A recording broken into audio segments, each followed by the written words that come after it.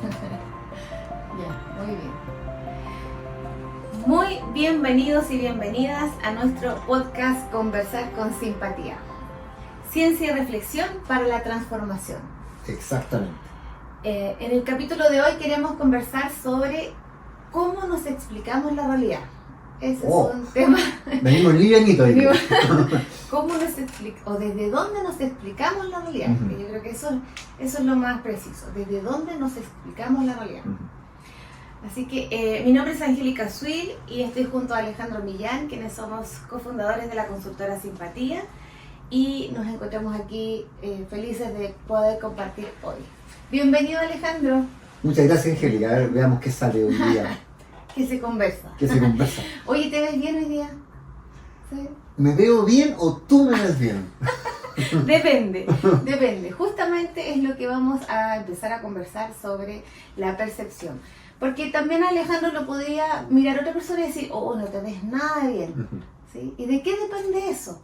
Entonces vamos a conversar sobre la percepción y cómo nosotros vamos construyendo la realidad. ¿Mm? Pero te ves bien, si te ves bien. Depende. Dice. Mi mamá dice lo mismo, pero... Muy bien, muy bien. Y sabes que para explicar esto, la realidad, hablar de la realidad no es nuevo. O sea, tiene mucha data y siempre se ha generado como una explicación en grandes dos corrientes, ¿ya? En dos grupos de corrientes que son preponderantes. Y para poder conversar nosotros queremos diferenciar una de otra, ¿ya? La primera corriente le da mucha preponderancia a cómo yo me explico la realidad desde entender que la realidad surge conmigo, es algo que le pasa al ser vivo y que le gatilla algo en medio, pero por la estructura y la historia y la biología de ese ser vivo. Esa es una corriente. Y esa corriente también nos muestra que la realidad tiene que ver con lo que a nosotros nos pasa, no preexiste a nosotros, o sea, es dependiente de nosotros. Esa es una, ¿ya? Y la segunda corriente explicativa es la que le da la preponderancia a la información y a los estímulos del medio. Entonces dice, mira, la realidad está allá tú ves el vaso, ¿ya? Entonces hay una realidad que ya existe, ya está, ya no depende de mí, sino que está afuera, es algo más. Es decir, la primera sería que Alejandro Millán se ve bien en tu mundo perceptual. Claro. Y en la segunda, Alejandro Millán universalmente se ve bien así, para independiente de observador. Exactamente. Oye, y esto que estamos diciendo no es tan trivial, porque acá podría parecer una broma, pero esto lleva a grandes conflictos en la humanidad, así que no es menor el tema que vamos a conversar hoy día. Claro, y a propósito de eso, Alejandro, ¿por qué crees tú que es tan importante entender estas dos corrientes explicativas sobre la realidad? ¿Cuáles consecuencias tiene un modo y otro? ¿Qué has visto tú? Claro, ¿qué es lo que hemos visto? El primer modo, este modo cuando tú dices la realidad depende de la construcción uh-huh. que hace un observador con respecto a su mundo interno, las consecuencias que tiene que al conversar, al relacionarme con otro, se abren espacios para la apertura. Porque si yo entiendo que lo que me está pasando me pasa a mí y tenemos divergencias contigo, a mí yo me voy a ver interesado en saber cuál es tu mundo perceptual, qué es lo que te ha pasado en tu historia, en tu biología, se abren espacios para la cooperación, para la colaboración, etc. Cuando yo me encuentro con una realidad que es independiente de mí, a la primera la vamos a llamar, y vamos allá a parafrasear al doctor Maturana, le vamos a llamar la realidad objetividad o realidad con paréntesis. Entre paréntesis.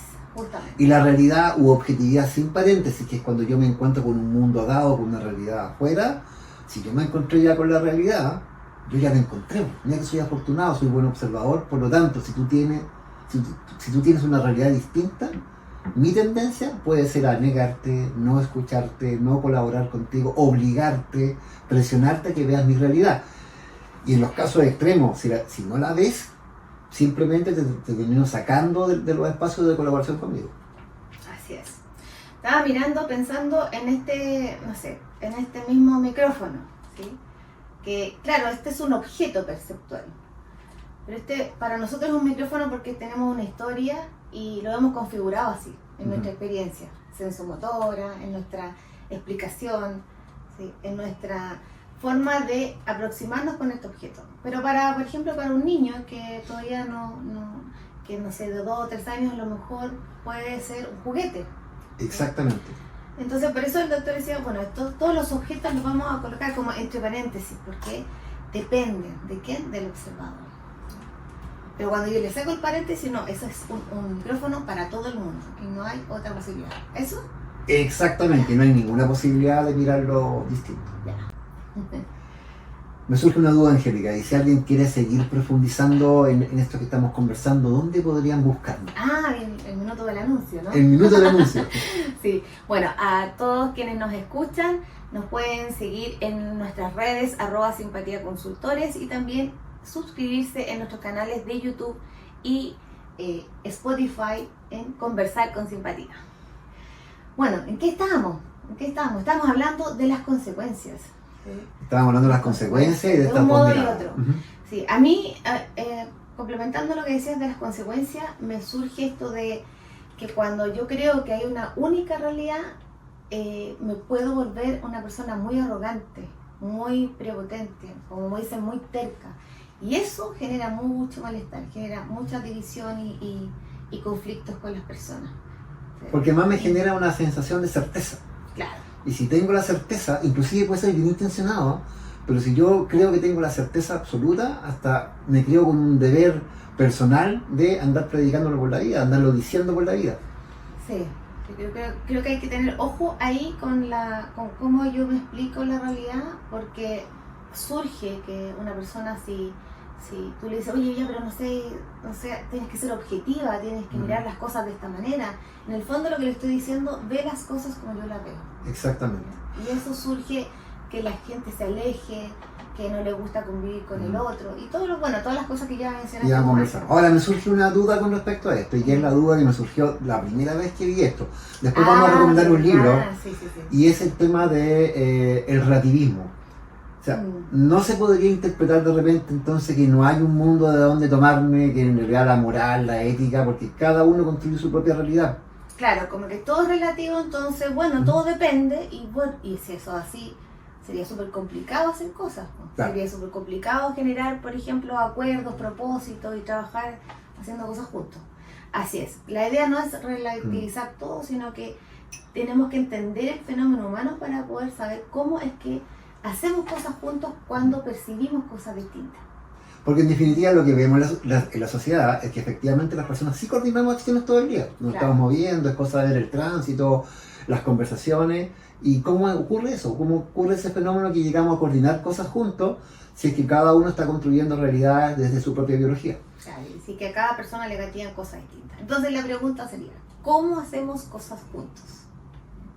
Y ahí algo que es interesante que decía el doctor y también que nosotros hemos conversado todo en el equipo, que tiene que ver que todo lo que podemos hacer y construir en nuestra realidad surge en la convivencia. Y la convivencia tiene que ver con todo lo que hacemos juntos, es el vivir juntos, desde que nacemos hasta que ya no estamos acá. Ujú. Entonces, cómo convivimos va definiendo muchas cosas. Primero, que decíamos dos formas que nosotros vamos configurando en nuestra hechura biológica toda nuestra realidad, digamos, Claro. a través de los consensos y de los acuerdos. ¿Qué es para ti un consenso, don Alejandro? Claro, aquí a nosotros nos gusta mucho trabajar con las etimologías de las palabras y consenso tiene que ver con sentir juntos. Entonces el consenso es ir mirando qué es lo que hace la otra persona y sin llegar a un acuerdo verbal, comenzar también a hacerlo si es que yo me doy dando cuenta que esa forma de actuar tuya genera un beneficio en la relación, un beneficio en la coordinación de acciones. A mí un ejemplo que encuentro muy bonito, que se lo leí en algún minuto a Humberto Maturana, era lo que va ocurriendo entre el bebé y su madre. Esta cosa que el bebé emite un sonido y se acerca a la mamá y le da leche. Y el bebé dice, cuando emito este sonido pasa algo. Y cuando eso ocurre, el bebé esboza una sonrisa. Y la mamá dice, cuando le doy leche, mi bebé está contento. Consensuar, Ay, nunca lo conversaron. No, claro, no fue explícito Mm. en el habla, pero sí fue consensuado. Es decir, esa sensorialidad motora, sensoafectora, empezó a actuar. Claro. Porque el consenso tiene que ver con la sensorialidad. Ujú. ¿Ya? Y ahí se genera el sentir en el organismo. Y eso ocurre todo el día. Yo cuando 24/7. te digo, por ejemplo, en este podcast, Todavía ah, tenemos que apurar. tenemos que apurarnos. Y nunca es un gesto que nos hayan enseñado, que esto es lo que se hace con el tiempo. Lo hemos ido observando y consensualmente nos dimos cuenta que el gesto significaba eso. Y fuimos también generando ciertos criterios de validez en la construcción de cada experiencia que fuimos teniendo en la vida. Por ejemplo, lo que para mí, esto, no sé si esto dijimos en un micrófono, surge en la experiencia que yo tengo, entonces digo, sí, esto es válido para mí, Claro. este objeto es válido para mí con esta explicación. Pero pueden haber tantas explicaciones como seres humanos hay respecto a los objetos. Exactamente. Y lo curioso de los objetos es que también este objeto, que puede ser físico, surge del mismo modo con las palabras, con los conceptos que son abstractos. Por ejemplo, la confianza, por ejemplo, el liderazgo, Trabajo en equipo. trabajo en equipo, etc. Eso es clásico en las organizaciones. ¿Cuál es el problema que tiene? No, tenemos un problema de trabajo en equipo. Y eso como que lo solucionó todo, o como que se encontraron las puertas. No, pues y también es un tema que es lo que estamos entendiendo por esa palabra. Porque, Claro. o sea, las palabras también son objetos en definitiva a veces. Exactamente. Y ese yo creo que es una comprensión que fue bonito para mí descubrir cuando empezamos a entender desde la biología del conocer y la neurociencia esta configuración perceptual de los objetos. Porque no solamente el objeto físico, sino que también los objetos abstractos.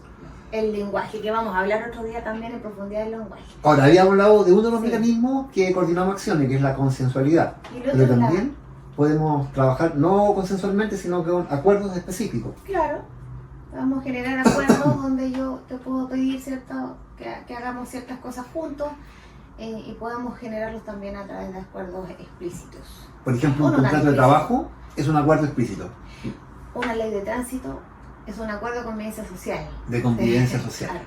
Y es tan así que inclusive legalmente tú no puedes decir en un tribunal que no lo conocías, porque la ley se da conocida por todos. Es decir, esa es la importancia de los acuerdos que son ya que son ya escritos, que son verbalizados explícitamente.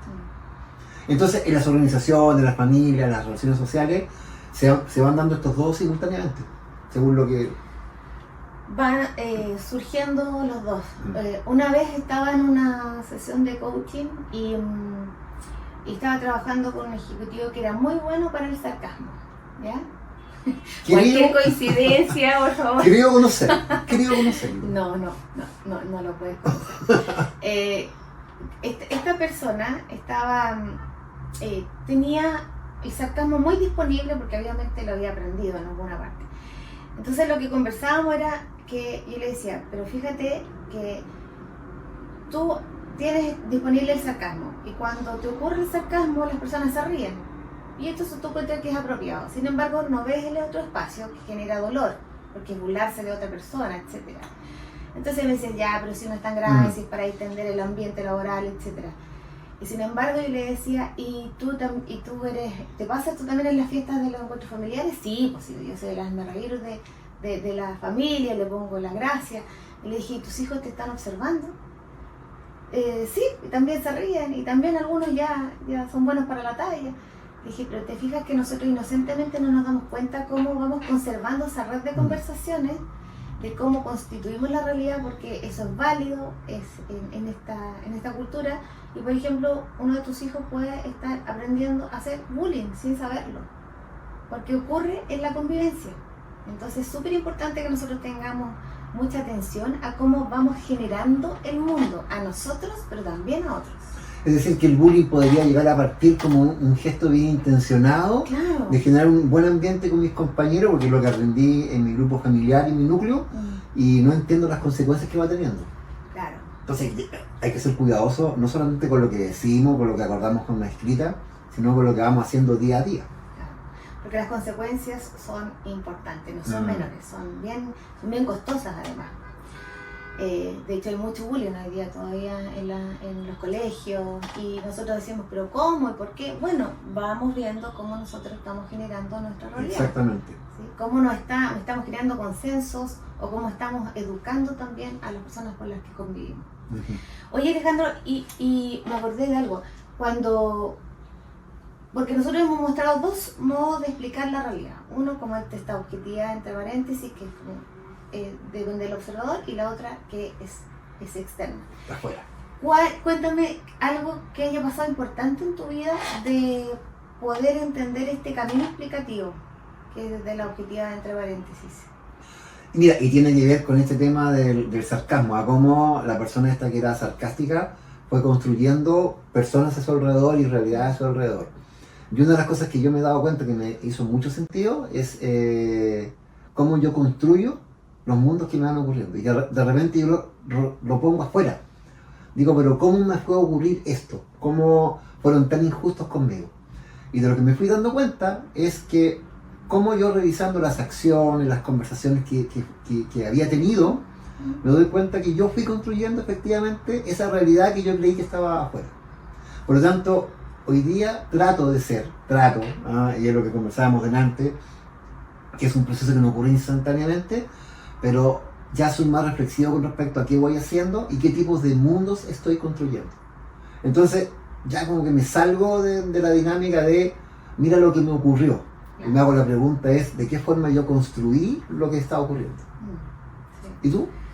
Sí, bueno, es algo también relacionado, creo, porque tiene que ver con haberme dado me di cuenta en algún momento que las cosas, como me las explicaba, como que el mundo me estaba generando a mí mucho malestar, como no me gusta este mundo, no me gusta mi vivir, y claro, y la sociedad y el trabajo y mi pareja, entonces, mi modo de explicar siempre estaba como culpando a lo exterior. Uh-huh. Y cuando cambio de paradigma, ¿sí?, me doy cuenta que en realidad surge conmigo y que yo me estaba haciendo la víctima en ese momento de mis circunstancias y no me estaba haciendo cargo de las circunstancias, de cómo yo me las vivía. Y eso para mí fue un cambio del cielo a la tierra. ¿Ya? Y eso creo que nos revela que este modo de explicar y entender nuestra realidad no es menor, tiene mucho valor, ¿sí?, cuando lo entendemos en profundidad. Ahora, ese cambio también no fue de la noche a la mañana, es un proceso. O sea, viendo Reels no va a ser, no creo que sea tan... Ni charlas de motivación. Es un proceso, claro, es un cambio en el tiempo. Donde los Reels pueden ser un punto de partida. Claro. Puedes decir, mira, tengo que empezar a hacer algo. Oye, y una cosa que es interesante que no hemos conversado otras veces, que de repente surge la percepción que hay personas que nos pueden estar escuchando y decir, oye, pero es que a mí efectivamente me ocurrieron cosas muy graves. Claro. Y efectivamente en la vida pueden ocurrir cosas muy graves. Claro. Pero siempre puede ser resignificado. De hecho, y aquí nos podrán corregir los psicólogos, las psicólogas que nos estén mirando, las terapias, gran parte de su sentido es resignificarlo. ¿Qué es lo que hago a partir de esto que me ocurrió, que puede ser muy grave, y cómo sigo caminando en la vida? Y ese es un cambio en el sistema nervioso. Absolutamente. Sí, que lo vamos también a conversar en otra claro, oportunidad. Oye, y ahora para ir cerrando, cuéntame, creo que es importante de repente hablar de algunas cosas relevantes de cómo nosotros nos explicamos la realidad. ¿Cuál crees que tú es para ti algo importante? Bueno, algo que a mí lo saco como derivada de todo lo que hemos conversado, es que somos seres históricos. Ya. Y como somos seres históricos, en definitiva, esta construcción de realidad que hago momento a momento, tiene que ver con el tipo de historia que he construido, lo que he escuchado. Me llama mucho la atención este niñito que estaba con un padre que era sarcástico, sí, y él lo hace en este minuto. Bueno, eso es revisar la historia, no significa que somos seres históricos. Todo lo que yo voy viviendo, y a veces ni siquiera conscientemente, sino que inconscientemente. Uh-huh. La mayoría del tiempo inconscientemente. La mayoría, además, entonces hacer esta revisión, darme cuenta que somos seres históricos y revisar mi historia, es trascendente como aprendizaje. Sí, y a mí lo que también entiendo de la explicación de la realidad es que en esta historia nosotros fuimos aprendiendo e incorporando criterios de validez, es decir, lo que para mí es válido de un objeto que distingo, me lo empiezo a explicar en mi modo de vida. Uh-huh. Entonces también eso de ser consciente que sí, hoy día lo que yo creo es válido, pero también no es lo único que existe, no es algo fijo, puede cambiar. Por eso el doctor dice que también podemos cambiar de opinión. Claro. Imagínate en un momento estamos con una realidad y creemos cierta cosa, si no pregúntale a Elon Musk, cambió de opinión Y respecto a su amigo. ese cambio de opinión significa que te bajaron todas las bolsas. ¿Sí? Cuando Elon Musk cambia de opinión, la cosa es grave. Claro, ¿por qué? Porque le cambia algo al observador y ve a la misma situación de otra manera. Claro.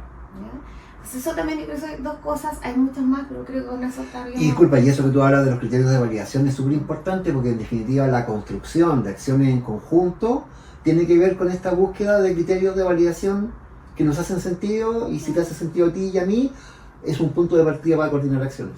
Justamente. Con esas dos yo creo que está. Sí, no sé. Cada una de esas. Tenemos más, pero yo creo que con eso las dos son fuertes.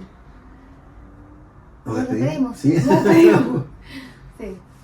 Oye, y antes de despedirnos también queríamos hacerle una recomendación, porque las personas que sean curiosas y quieran conocer más de esto de la objetividad, entre paréntesis, ¿qué libro pueden leer? Don Humberto Maturana. Don Humberto Maturana. La objetividad, un argumento para obligar. Claro, la objetividad, esto es importante porque la objetividad a veces nosotros, si la entendemos en profundidad, vamos a ver que ahí existe una gran posibilidad de transformar nuestra vida. No. A mí la lectura de ese libro me generó así como, desde que lo leí, yo lo vi y dije, ¿qué cosas estoy haciendo en la vida? Yeah. O sea, es un libro que me iluminó mucho en el sentido de cómo cambiar conductas. Sí. Totalmente recomendable. Totalmente recomendable. Bueno, los dejamos. Sí, pues. Nos vemos en el próximo capítulo. Muchas gracias por escucharnos. Chao a todos, a todas.